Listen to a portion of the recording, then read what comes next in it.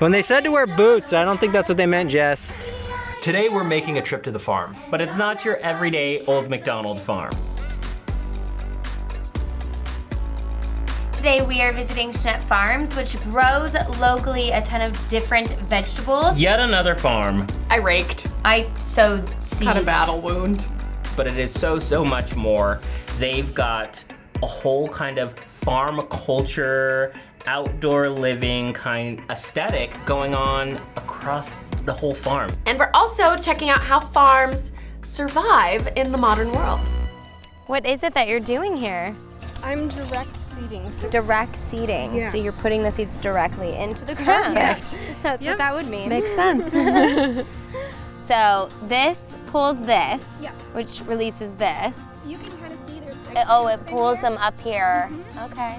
And then it goes down through where? So there's this chute that goes down into this, falls out of this chute, which is cutting the dirt, and this is covering And it that up. pushes it in. And that taps it down, yeah. Oh, I can see them. Yeah, You're planting. So you're getting a little bit off the line there, you recorrect. Good. Okay. This is my first attempt at being a farmer. It's going great.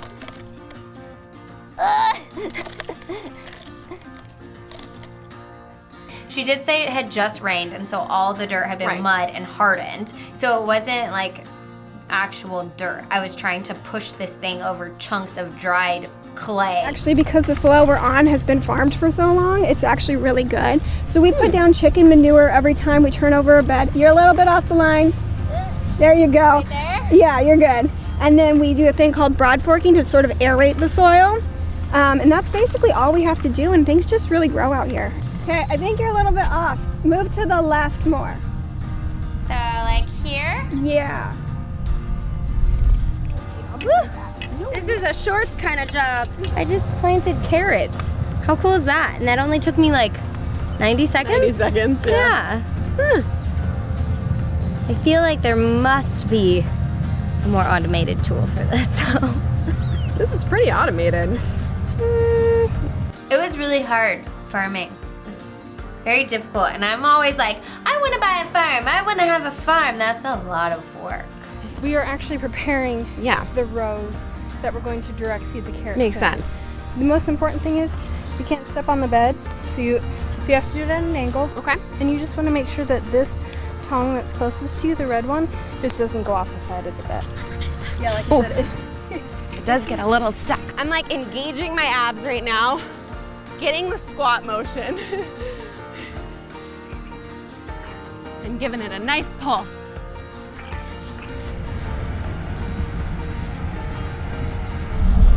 how are your hands doing it? Kind of, So far, so good. okay, good. You get some pretty gnarly blisters doing this. Tough hands.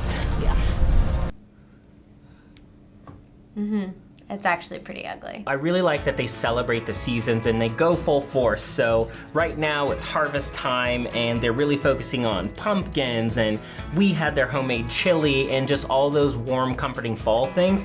So this is your age-old recipe. It is. This looks like the perfect chili. Oh, it is so good. I want a hot dog. I'm usually not a fan of like bean chili, but there's like the perfect amount of beans in here. Oh, it's so good. Yeah, it's so good. Thank you for sharing. They serve 100,000 people chili In 1 weekend. on one weekend. A big chili harvest festival. I'm gonna be so full. I know, I'm Walking around the already farm. getting full. Look at this. It's just like the perfect consistency of chili. Probably doesn't look very appetizing when I do that, but it is appetizing. I think today people like the idea of farming so much because there is a greater swing towards knowing where your food came from and being mindful of what you're putting in your body. And it's really amazing that they don't even sell any of their produce unless you pick it yourself. So if you want an eggplant, if you want some peppers, if you want some kale, you gotta go out there and earn it. And this is the garden, it's an organic garden, and it's all for you pick. We don't sell anything to grocery stores or farmers markets. It's all sold right here on the farm. And the whole idea is that people get to pick their own. They get their hands dirty picking their own, and they know it's fresh, and they learn how to pick the right stuff. So you have to kind of get in the plant and look around because they kind of hide. Where are you, okra? I'm coming to pick you. I got some of the plant with it, but hey, I got one.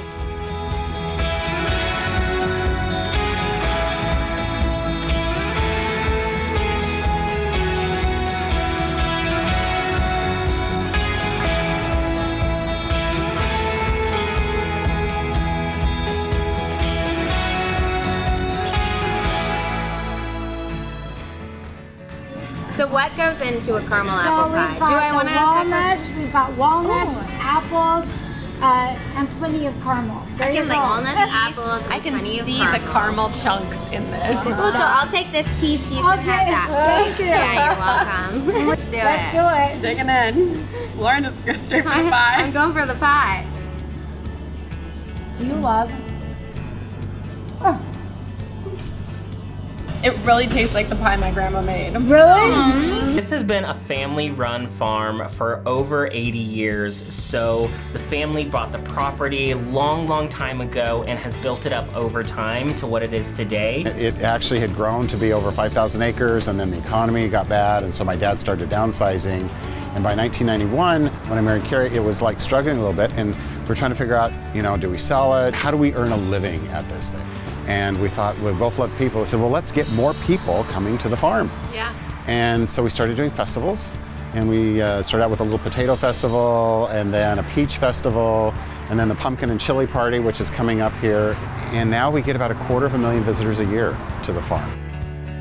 I find it interesting that there's become this new industry, Agritainment, basically making entertainment out of agriculture or farm life. It's not a farm where like they're providing food for our communities. It's a farm where they're providing entertainment and education. And peaches.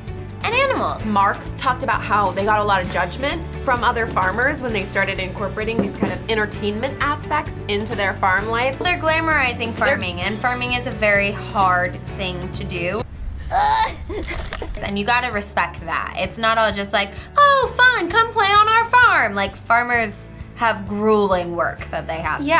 And I think Mark and Carrie have really found a way to respect that and honor that while also sharing it with the public. Right. And now it's become this really popular destination. I'm going to freak out.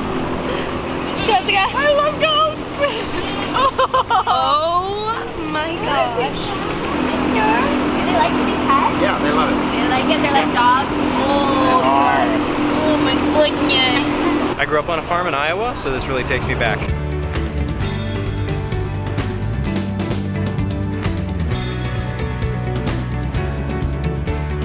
I was really surprised at how much was on their property. They said it's like 300 acres. About 300 acres, yeah. And they have so much to do and see. It has a very casual, calm, but very exploratory feeling. So we ran across this patch of deer. We saw deer. They were European deer. I think they're Italian, Hi, I'm gonna feed you. and some Italian breed of deer. It started with an F. I'm gonna say European. Really cute. Pharaoh, Fenno, Yeah, they were European. fallow. Baby deer. Baby deer. Well, they're all full grown except for the really little ones. They're all full grown? They're all full grown. The family adopted them from the previous owner who couldn't take care of them anymore. And they were all trying to grab the grass out of our hands. Having property like this that's sustained by the business side allows them to do those things where they're keeping animals alive. But I got a had little to- scared that they were gonna bite my fingers, but they actually only have teeth on the top. So if they do bite, it's like a nibble. It doesn't hurt. And creating a safe space for those animals to become this kind of really cool attraction. So I was like, here's all my fingers, bite me.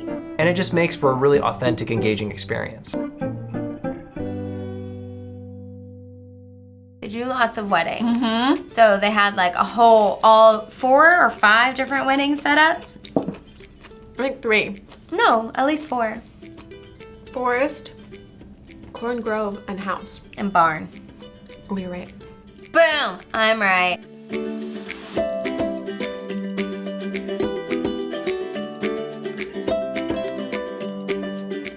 One of the coolest things to me was the glamping grounds.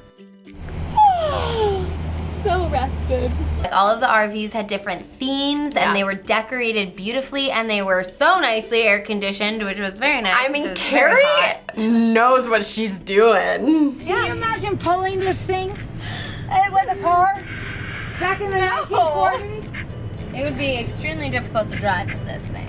Seeing all of these old Airstreams kind of renovated and retrofitted for Wi-Fi, for air conditioning, makes for such an interesting, unique experience where you could bring a family, you could bring a business retreat, you could bring a group of people to enjoy this kind of 50s, 60s, 70s nostalgia of camping with the modern amenities that we're all used to now. We even had trailer service. Oh, stop. You can order breakfast, hang it on your little trailer before midnight, and we deliver breakfast to you. Oh, that's incredible. I think it's so easy to forget how rewarding and meaningful and almost meditative farming can be. So much sweat, so much grit. Lick my face. Tell me Absolutely how not. salty I am. Absolutely not. Just the whole time I was thinking about like, man, my kids would love this place because it's so cool. There's so much to do, so much to see. I really think that the farm has become this hub for the community. Well, and it also just teaches you to be more mindful of like, where is your food coming from? Like, it doesn't just show up at the grocery store. A lot of love and TLC has to go into making those vegetables and those fruits, and you can kind of experience that. I'm really grateful that we have people who want to build things like this. It is a way for people who aren't familiar with a more rural lifestyle to take that first step, check it out, see what it's all about, and get interested in a whole different way of living. And it does remind us to slow down, put our phones away, stop streaming Netflix, get outside, get dirty, connect with the people you love, and learn about food. Time has come for me to eat a pickled egg. I'm gonna eat a carrot. You eat that carrot. I'm gonna. Go for it. I can't open it. Oh, I can't get it open. Struggling? I still can't get it, I'm sorry. I can feel Oh.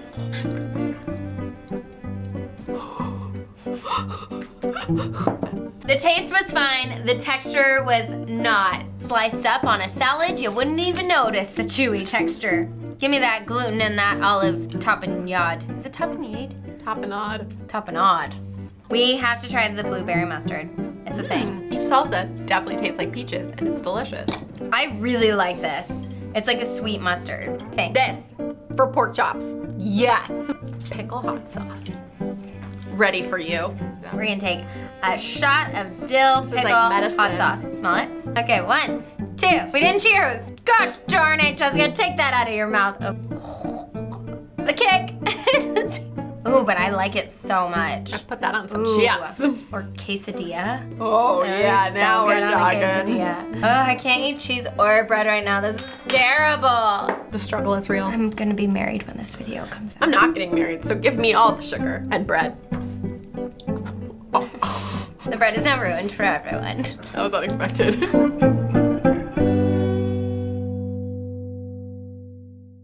Thank you guys for watching us explore Agritainment. If you want to learn more about an alternative way of farming, the farming of the future, you should check out this video where we explore vertical aeroponic gardens. I got one.